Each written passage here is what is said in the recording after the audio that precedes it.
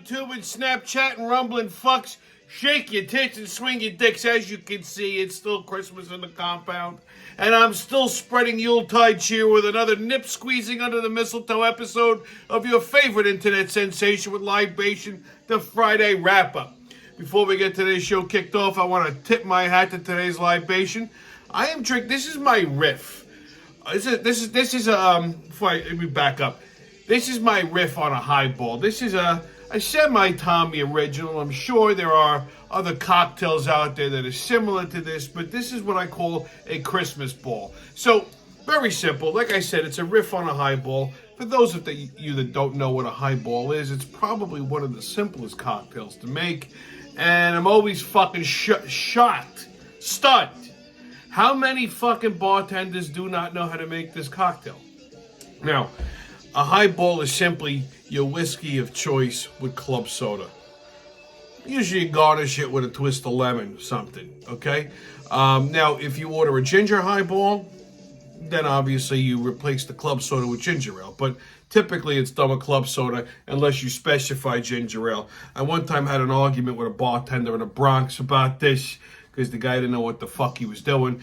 But this is, like I said, my riff on it. So very simple. You take your favorite bourbon. I'm using a tried and true old friend of mine, Jim Beam, which is usually my go-to bourbon when I'm making a bourbon cocktail. It's actually a good sipping bourbon too. It's a really underrated bourbon, but still very good. But use whatever bourbon you like. Shot and a half. Okay, and then I fill it with cranberry ginger ale. And there you go. It's a Christmas ball. Nice little refreshing, okay, cocktail for the holiday season. Of course, you got to use the appropriate glassware. I'm using a Christmas-oriented highball glass, as you can see. So as I allude to, drink up and be somebody. That is delightful. Actually, you could even make a Christmas spritzer by substituting vodka instead of bourbon with the cranberry ginger ale. Cranberry ginger ale is a very good mixer. Usually you only see it out around this time of year. I like it. I like ginger ale. But yeah, again, as I allude. Okay, well, what a fucking week it's been. Well, it's Hanukkah. Yeah, last night was the first night of Hanukkah, so light your menorahs, spin your dreidels, pass me a latke, shalom, mazel tov, and l'chaim, and next year in Jerusalem. Well, maybe not next year. Maybe next year in Miami Beach. Jerusalem, not such a good idea right now. Just saying, okay? So there, for my Jewish friends, okay? Happy Hanukkah. All right, speaking of Jews, Norman Lear, the creator of two of my favorite shows, All in the Family and The Jeffersons. Actually, I think he also did Sanford and Son, too. He died on Wednesday. He was 101 years old. I was surprised because I thought he died like fucking 15 years ago, but apparently, no, he died on Wednesday. So, yeah, rest in peace, Norman. Mazel tov. Okay. What else? It snowed on Thursday for like a hot minute. It was like a flurry for like maybe like 15, 20 minutes. But that's all I need. That means I don't have to shave again until fucking Memorial Day.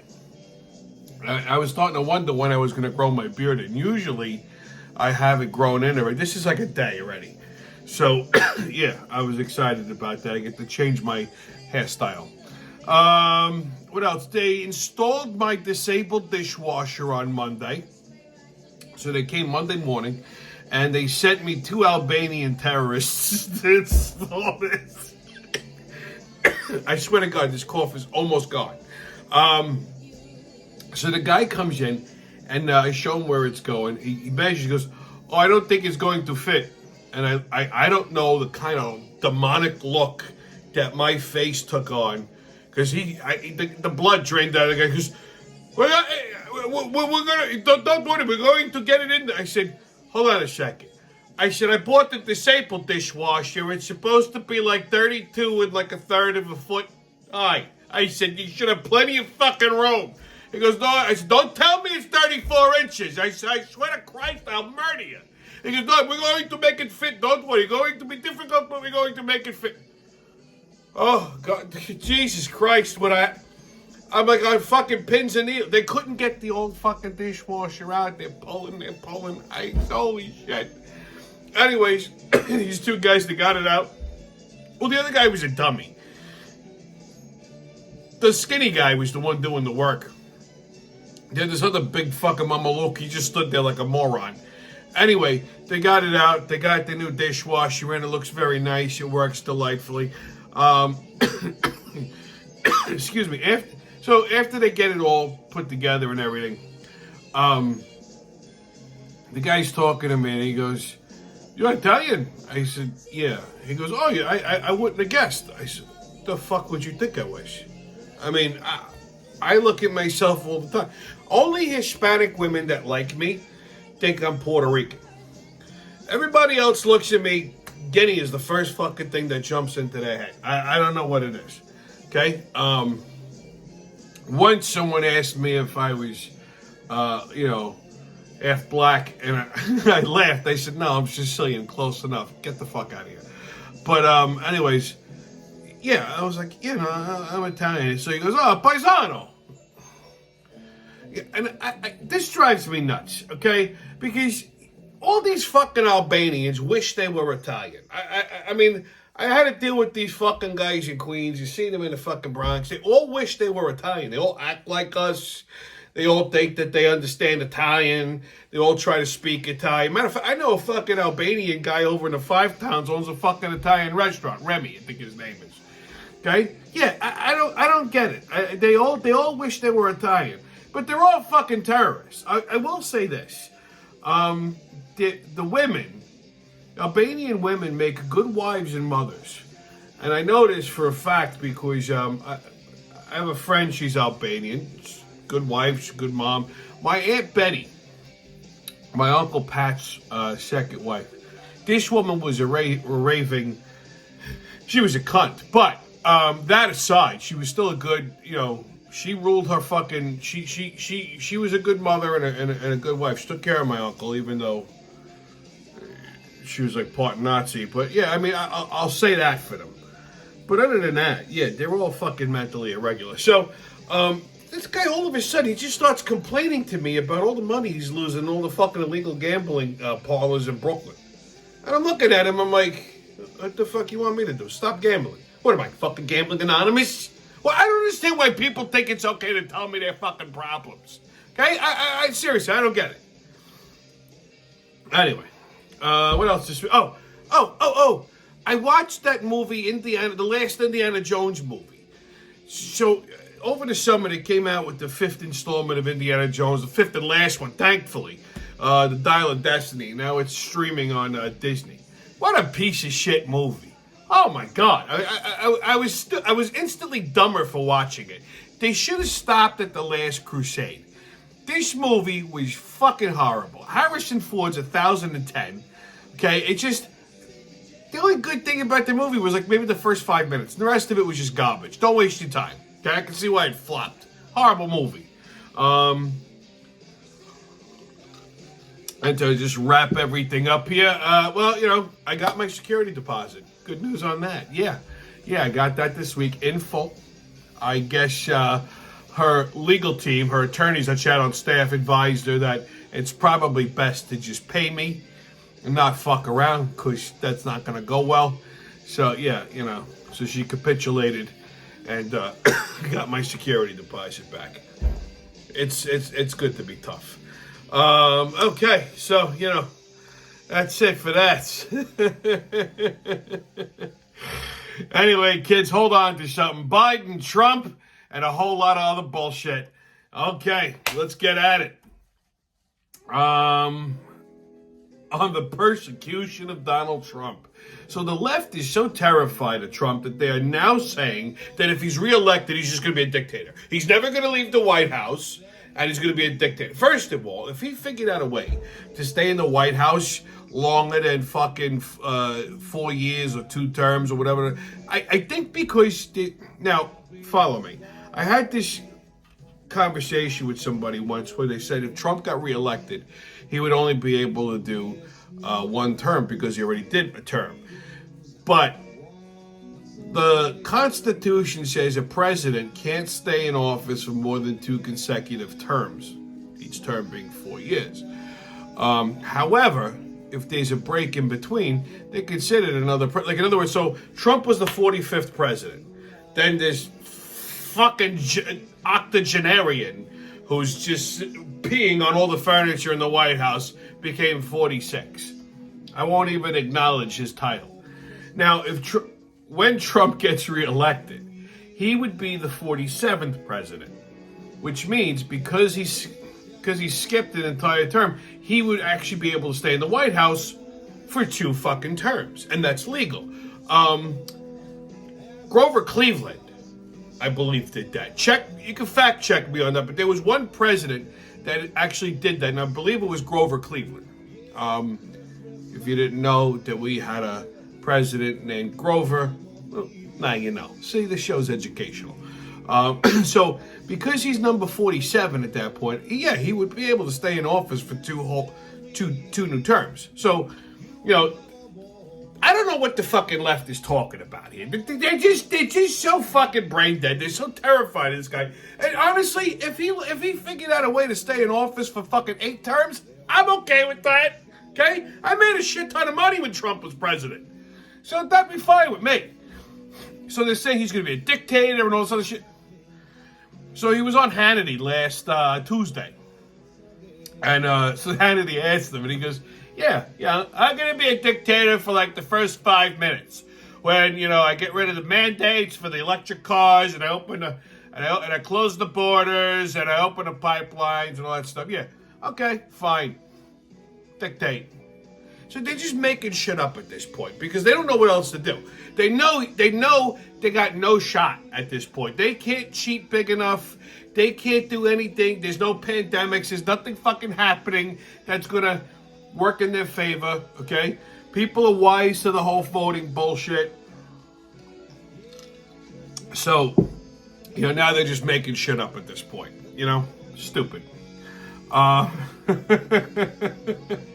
another Biden blunder. Well, Joe Biden had another little slip of the lip the other day.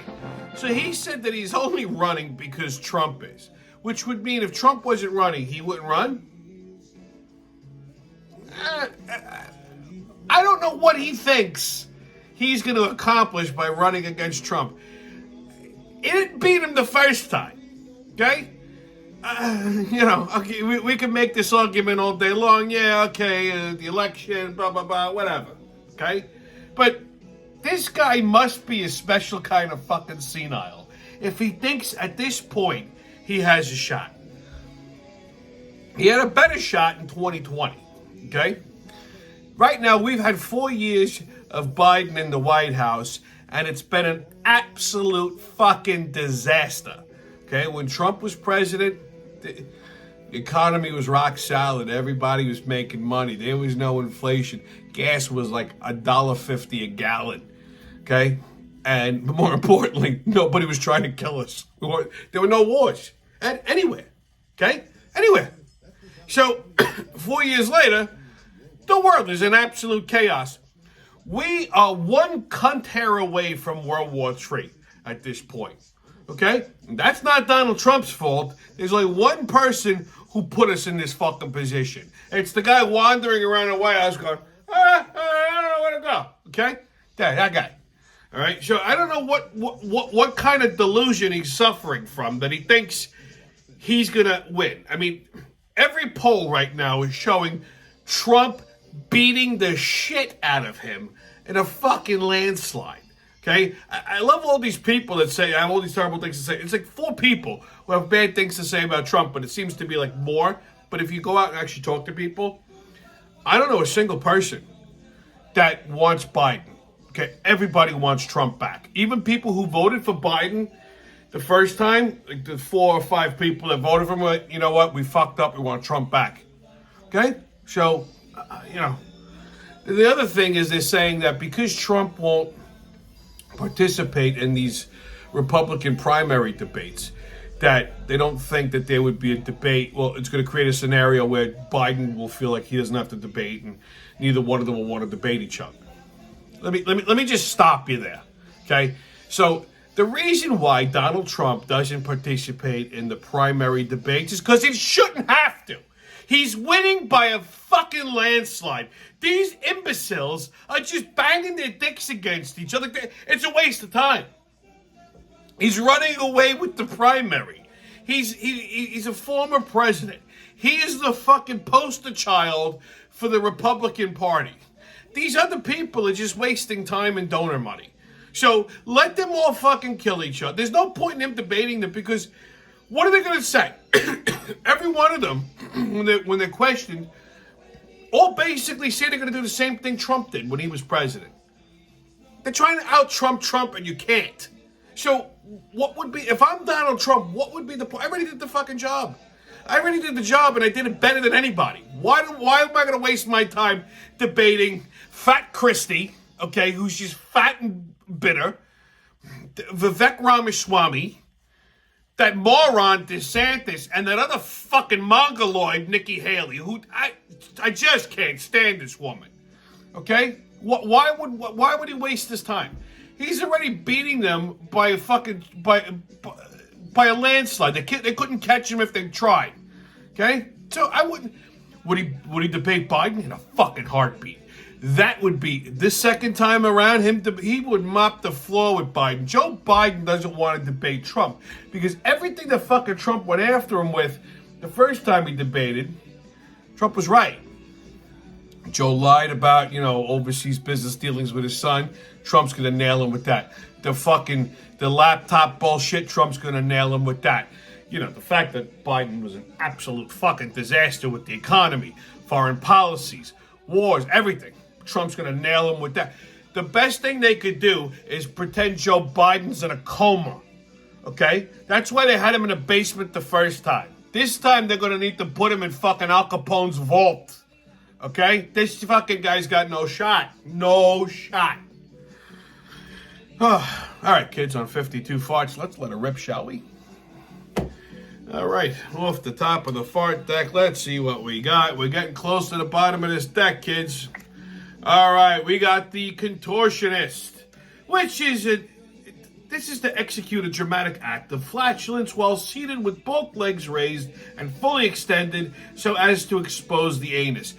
I hear tell that this happens very often in yoga.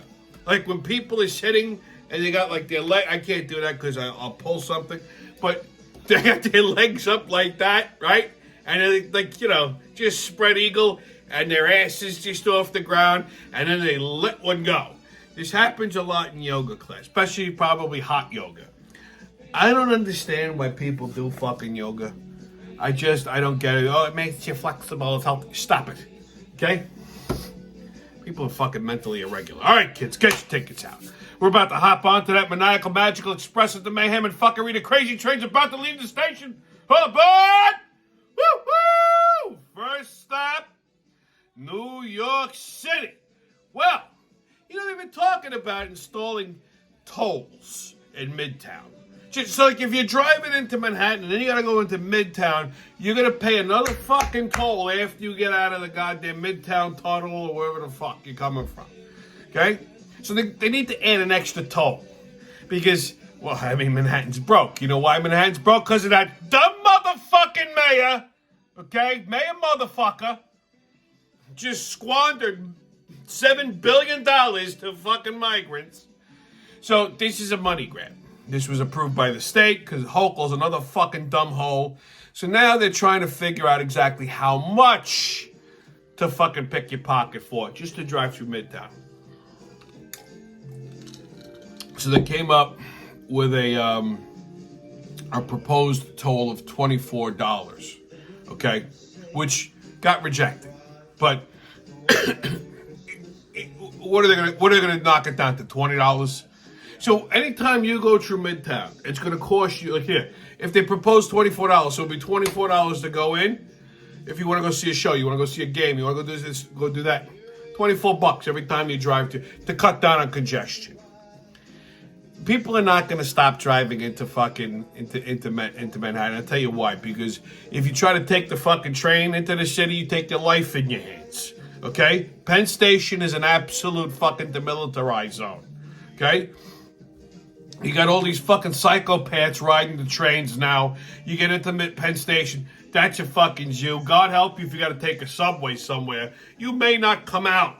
Okay? So yeah, more people are driving into the city because all of these other outlets, like, are on. Now, when I used to go into Manhattan, okay, to see clients or whatnot, or even to go to a fucking Ranger game or a Knick game, I used to take train. It was easy. Train station's right over here. You take an Uber to the train station, $3, $4, bang, you get on the fucking train. Next thing you know, you're in Penn Station. It's easy. I wouldn't do that now. Even to go in for that, I take the car. I drive in, park, and that's it. Okay? One, is cheaper. And two, I don't have to deal with any of the bullshit. And then I leave when I want to fucking leave. I don't have to wait for a train. Okay? Only because it's just... I know me. The last time I took a fucking train into Manhattan, I almost had to murder 7 people just to get out of the train station. And it was 8 o'clock in the morning. I don't need this aggravation. So yeah, that's going to be the new thing. A Midtown toll. When that's going to go into effect, I don't know. I'll keep you posted as I hear it. All right, next stop, Iowa. So apparently there was a Republican debate on Wednesday, which nobody gave a shit about. Why? Because nobody gives a shit about these other fucking Republican hopefuls. Everyone knows the Republican candidate in 2024 is going to be none other than Donald J. Trump, and who's probably also going to end up being the 47th president if they don't completely turn the country into a communist regime before then. So, you know, we're down to 4.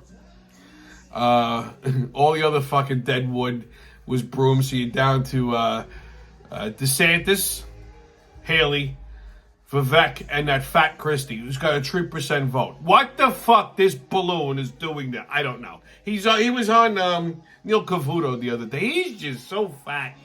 He's just fat and bouncy. And he was trying to say how, like, you know, Trump's going to get indicted, you know, Trump's going to get convicted, and he won't be able to vote for himself, and blah, blah, blah. And it's just, and then Neil Cavuto asked him, how do you feel about when he attacks your weight? Of course they're going to attack your weight. You're too fat to do anything. He was the fattest governor in the world. Now he wants to be the fattest fuck. He's fatter than William H. Taft. And he goes, oh, my kids don't like it. Well, you know what? Then you should go on a diet, fat ass, and stop eating M&Ms. He was trying to say how being fat doesn't hinder. Actually, he's better when he's fat. He said during Hurricane Sandy, that's the heaviest he's ever been. And he did a wonderful job. So I guess he's like cheesesteaks are like, to him, are like spinach to Popeye. You know, da-da-da-da-da-da, and he just eats a sandwich and he goes to work. Fucking blob. Anyway, the best moment of this debate between Nikki Haley, Vivek, DeSantis, and Fat Christie was when Vivek told that blimp, Fat Chris Christie, that he should shut up and go have a nice meal. I don't know what the hell he was, you know, because he kept going after Ramaswamy forever. I mean, basically called him a fucking push start at one point. So this guy just turns around and goes, why don't you be quiet and just go have a nice meal? And they cut the commercial break, and Tubby McFatfuck went all fat Karen, and he went, you know, he did the little fat man walk, and he goes up to the moderator, Megyn Kelly, and starts complaining about, he's pointing at, you can see it, he was pointing at Vivek Ramaswamy, and he was very irate. His feelings were hurt. His fat little heart got broken. He's too fat. He's too fat. Okay? I love what all these assholes, oh, you know, when I'm president, because I'm going to be... They can't even crack a double-digit fucking percentage. Please. He'll be the next one to go. And all his fucking fat bragging will be all for nothing. He's useless. Whoever's donating to his campaign has got to be a fucking moron. Okay? He was like, Cavuto's like, you know, I was in New Hampshire and some woman stopped me and said, you know, you just keep going after Trump. I like what you're doing. One person. Nobody else is stopping. He's trying to say how people are like all behind him. They're behind him because he's the size of a wall. Okay? Fucking blob. All right, last stop, California. So, Governor Newsom is basically the Grinch. He canceled all Christmas tree lightings because he's afraid of protests. Okay, like pro-Palestinian protests and stuff like that. Chicken shit, okay? You know, this is the dumbest thing you could do, okay? Cower to these people. Like, you're going to cancel things that make people happy, especially around the holiday season, because you're afraid of protests. Give me a break. Here's how you stop the protests. It's real simple, okay? You get the California State Police. You arm them with AR-15 semi-automatic assault rifles with, like, you know, the extended clip. And you put a whole company of them on the street. Like, you surround the area with them, okay? You put fucking snipers up on the roof, sharpshooters, okay? And when you see, and you give a standing order that when you see pro-Palestinian protesters marching up the block, you open fire. Not with rubber bullets. I'm talking live fucking ammo. Hey, it's the holiday splurge. Get hollow points. You turn their fucking heads into a bunch of exploding cantaloupes, and you see how fast everyone stops protesting. You see them hit them with the flash grenades, and just open fire, mow them all fucking down. And then the sharpshooters from the rooftops, you got them in a fucking valley. Just bang, bang, bang. We're not picking off productive members of society here. They're fucking terrorists. They're insurrectionists. If some Democrat made that fucking suggestion during January 6th, everybody would be like, oh, that sounds like a marvelous idea. Well, I'm saying it for this, okay? And televise that shit. Don't just mop it up on the... No, put it on the fucking news. Because all these other cocksuckers in other places see this, and they go, maybe we don't protest. Problem solved. Now you like the Christmas tree, you sing a couple of Christmas carols, turn a few light bulbs on the menorah. Hey, everybody's happy. All right? It's not complicated. I don't understand why this is such a hard thing. Just shoot them. What's the fucking problem? So you mow down a few fucking pro-Palestinian supporters in fucking California. Oh, boo-hoo. No one's gonna miss them. That's how you learn. Simple. There you go, Newsom. That one's on me. Enjoy. Merry Christmas. Okay, kids, your sports update. Giants were fantastic last week, weren't they? You know, someone asked me Sunday why I was wearing my Giants swag, and I said, it's simple. They're off today. And they looked at me and goes, yeah, so why? I said, they're off today, so there's no way that they could actually disappoint me. So today is the day I'm going to wear my Giants swag. Brilliant, I know. Okay, so Giants play the Packers on Monday Night Football at 8:15. So, yeah, so much for that 2-game winning streak. I mean, they're playing Green Bay. Let's be honest here, okay? Let's be realistic. They barely got a win, okay? They won 2 games in a row, barely. We're not talking by, like, you know, a massive amount of points here. We're talking like maybe a field goal and a touchdown. And these were 2 of the shittiest fucking teams in the NFL. Washington and New England. Green Bay, whole different ball of wax. I don't know what kind of holiday miracle everyone is expecting. Okay, but I seriously do not see the Giants putting a dent in the fucking Packers. Yeah, this kid DeVito's good, I give it to him, but the running game is horrible. They can't block. They can't return a fucking pass for a touchdown. Forget the defense. That's just, it's a joke. Okay? Green Bay's going to fucking run right through them. Unless Green Bay falls asleep after the first snap, there's no way the Giants are winning this fucking game on Monday. I'm sorry. Listen, I hope they do. I'd be delighted if they do, and I sincerely hope that I'm wrong, but I don't think that I am. Jets and Texans Sunday at 1. Bills and Chiefs Sunday at 4:25, and the Saints play the Panthers Sunday at 1 o'clock. NHL, Rangers and Capitals Saturday at 7. Islanders and Kings Saturday at 7:30.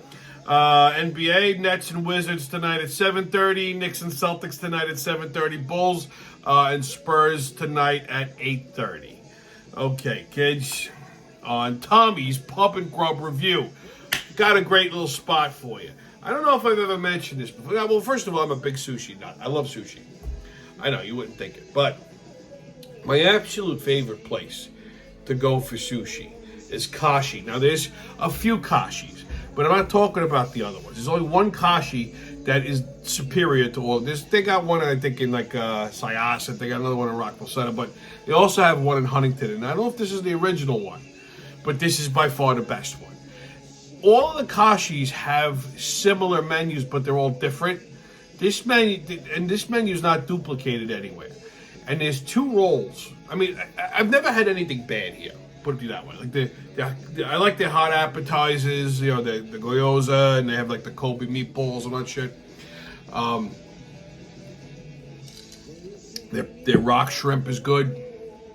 And even like the cooked food is good too. But usually when I go, there's like 2 rolls that I always get because they're superior. They're the best fucking sushi rolls you'll ever have. One being their Valentine roll. It's cute. They shape it like a heart. Okay, it's like spicy lobster wrapped. And then they wrap it. They have the rice, and then they wrap it in ahi tuna, raw ahi tuna, but they shape it like a heart. Delicious. And then they do this is by far my favorite. Never had anything like this before. The paradise roll. Oh God, so fucking good.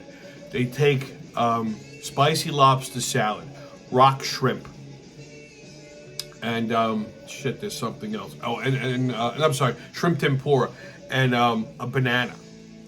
And they roll a banana. I swear to God, it's fucking great. And they fry the banana a little bit, and they roll it, and they cover it with this mango sauce. Oh God, it's fucking delicious. It's my favorite thing in the world. If you're ever in Huntington, okay, Huntington Village, off of Main Street, I think that's Elm Street. It's like you go past the Paramount, and then you hook that little you make that little right there. It's right across from the parking lot for the Paramount. There's little tiny joints right in the corner. Best fucking sushi you'll ever have. I'm telling you, hands down, the absolute fucking best. And I'm going to give an honorable mention to my guys over at Tulip Caterers. Yesterday I had a pastrami sandwich from there. And, I'm very funny about pastrami. I typically will, there's only a few places I get it outside of a Jewish deli. And this is one of them because they get their pastrami from the Carnegie Deli. So they buy it, they buy the briskets, and and they steam them, and then they open them up and they slice them, and it makes an absolute delightful sandwich. It's Carnegie Deli pastrami. It's basically a Carnegie Deli sandwich. I just wish they used a better rye bread, but they pile it up nice, okay, on the rye bread with some good deli mustard. I'm telling you, it's the next best thing to actually go into the Carnegie Deli. So I got to give an honorable mention to Vinny and the guys over at Tulip Caterers. So if you're in the mood for a pastrami sandwich, you don't feel like going to a Jewish deli, you don't have the time, you can't find a good one, go see my guys over at Tulip Caterers. Tell them Uncle Tommy sent you. Salud. Okay, kids on Right or Racist.